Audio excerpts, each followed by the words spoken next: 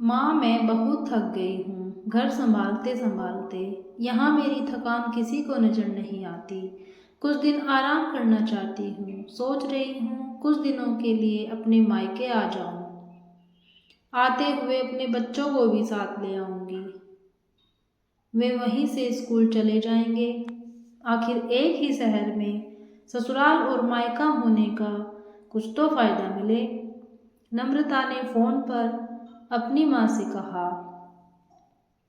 पार्वती जी ने दूसरी तरफ से कहा, हाँ बेटा, जब तेरी इच्छा हो आ जाना। आखिर ये तेरा भी तो घर है। ठीक है माँ, तो मैं कल ही आ जाऊंगी। नम्रता खुश हो बोली, बेटा कल आ जाओ, मैं तुम्हारा इंतजार करूंगी। अभी मैं फ़ोन रखती हूँ, मुझे मंदिर भी जाना है। कमला जी ने फ़ोन रख दिया और सीधे किचन में गई। किचन में खाना बना रही बहू से बोली, अरे अनुपमा, सुनो, कल तुम्हारी ननद आ रही है। आज बाजार जाकर फल, सब्जी और मिठाइयाँ लेकर आना। बेचारी मेरी बेटी ससुराल में नौकरों की तरह काम करती है और उस पर कोई ध्यान ही नहीं देता। यहाँ आएगी, कुछ दिन रहेगी तो उसका मन और तबीयत अच्छे रहेंगे। सास के मुंह से ऐसी बातें सुनकर अनुपमा का चेहरा उतर गया। वह मन ही मन सोचने लगी, काश आपको मेरी थकावट भी नजर आती। मैं भी दिन रात झाड़ू पोछा, बर्तन, खाना बनाना, मार्केट जाना और हर वह काम करती हूँ जिससे हमारे परिवार वालों को कोई दिक्कत ना हो। काश आप मुझ पर भी ध्यान दे पाती। आपकी बेटी तो जब मन में आता है तब यहाँ आ जाती है, लेकिन मैं साल में एक बार ही अपनी माँ के पास जाती हूँ। तब भी आपको प्रॉब्लम होती है। मैं भी इंसान हूँ, मेरा भी मन है, मुझे भी लगता है अपनी माँ के पास जाकर थोड़ा आराम करूँ, सुख दुख की दो चार बातें करूँ, अपना मन हल्का करूँ। भगवान, अब तुम ही कुछ करो ताकि मेरी सास की आंखें खुले और उसे मेरी थकावट भी नजर आए। शाम तक भगवान ने जैसे अनुपमा की सुन ली और उसकी ननद का फोन आया। ननद ने अपनी माँ से कहा कि उसकी सास ने उसे मायके आने के लिए मना कर दिया है, इसलिए इस बार वो नहीं आ सकती। पार्वती जी बोली, ऐसे कैसे मना कर दिया? पहले तो कभी वह तुम्हें आने के लिए नहीं रोकती थी, इस बार भला क्या हो गया? लाओ, मेरी बात कराओ, उन्हें मैं समझाती हूँ। नम्रता ने फोन अपनी सास के पास दिया।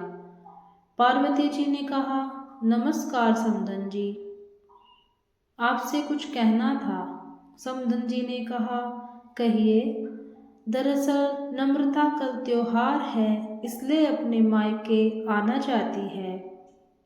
अगर आप उसे भेज दे तो अच्छा रहेगा। नम्रता की सास ने कहा, देखिए समधन जी, आपकी बेटी मायके जाकर रहे इस बात के लिए हमने उसे कभी नहीं रोका और इस बात से हमें कोई प्रॉब्लम है भी नहीं। कुछ दिनों पहले मैं अपने रिश्तेदार के शादी में गई थी। वहाँ आपकी बहू अनुपमा की माता जी से मिलने का मौका मिला। उनसे गपशप करने के दौरान उनकी बातों से पता चला कि अनुपमा को साल में एक ही बार अपने मायके जाने को मिलता है और वह भी बहुत कम समय के लिए। मुझे लगता है आपको पहले अनुपमा को उसके मायके भेज देना चाहिए और वह जब मायके होकर आ जाएगी तो मैं नम्रता को आपके पास भेज दूंगी। एक बहुत ज़रूरी बात जो मुझे लगता है आपको समझ लेनी चाहिए कि आपको अपनी बहू को भी बेटी की तरह या बेटी से भी ज़्यादा प्यार देना चाहिए। उसे भी मायके जाने की इच्छा होती है। हो सकता है नम्रता के वहाँ आने से उसकी आवभगत करने के लिए आप उसे उसके मायके नहीं भेजती होंगी, या फिर वह आपसे कुछ कहने से अभी डरती हो। अगर आप उसको घर में ही कैद रखोगे तो एक दिन ऐसा आएगा जब वह आपके खिलाफ बोलेगी, फिर वह आपकी सुनेगी भी नहीं और जब चाहे तब अपने मायके जाएगी। ऐसी परिस्थिति आए इससे अच्छा है कि आप ही कुछ बदलाव अमल में लाएं, जिससे आपका रिश्ता और रिश्ते की मिठास खराब ना हो। पार्वती को अपने समधन के हर एक शब्द में सच्चाई नजर आई। उन्हें महसूस हुआ कि उन्होंने अपनी बेटी के प्यार में अंधे होकर कभी भी अपनी बहू के मन का विचार ही नहीं किया। उन्होंने हमेशा ही अपनी बेटी को अपने बहू से ऊपर रखा।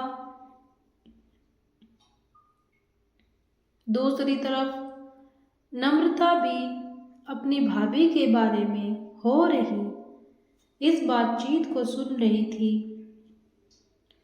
उसने भी रियलाइज किया कि वह कभी भी अपनी भाभी के साथ ठीक से बात नहीं करती और जब जब वह अपने मायके जाती है तो भाभी थोड़ी उदास रहती है। पार्वती जी ने अपनी बहू को बुलाया और उसे कहा कि अनुपमा कुछ दिनों के लिए नम्रता नहीं आने वाली है, इसलिए पहले तुम अपने मायके होकर आओ। यह सुनते ही अनुपमा का चेहरा खिल गया, क्योंकि यह पहली बार था जब उसकी सास ने सामने से उसे अपने मायके जाने के लिए कहा था। अगले दिन अनुपमा अपने मायके गई और इस बार 1-2 दिन नहीं पूरे हफ्ते भर रहकर आई। अपने माँ बाप से अपने रिश्तेदारों से मिलकर आई और जब वह लौट कर आई तो उसका चेहरा खिला हुआ था। उसकी आंखें चमक रही थी। अनुपमा के आने के बाद नम्रता भी अपने मायके आई और इस बार वो खुद सामने से अपनी भाभी से खुशी खुशी मिली और अच्छे से बात की। नम्रता ने अपनी माँ से बात करके उन्हें भी अच्छे से समझने में मदद की कि वह कहीं ना कहीं अनुपमा के साथ गलत व्यवहार कर रही थी। दूसरी तरफ अनुपमा अपने ससुराल वालों के बदले रवैये से बहुत खुश थी। अब वह खुशी खुशी सबका ध्यान रखती और हर काम प्यार से करती। वह ध्यान रखती कि कोई भी ऐसी बात या काम ना करे जिससे घर में तनाव का माहौल पैदा हो। पार्वती जी अपनी बहू को खुद ही समय समय पर मायके भेज दिया करती। एक छोटे से बदलाव ने सास बहू और भाभी ननंद के बीच की कड़वाहट को दूर कर दिया और रिश्तों को और भी ज़्यादा मीठा और मजबूत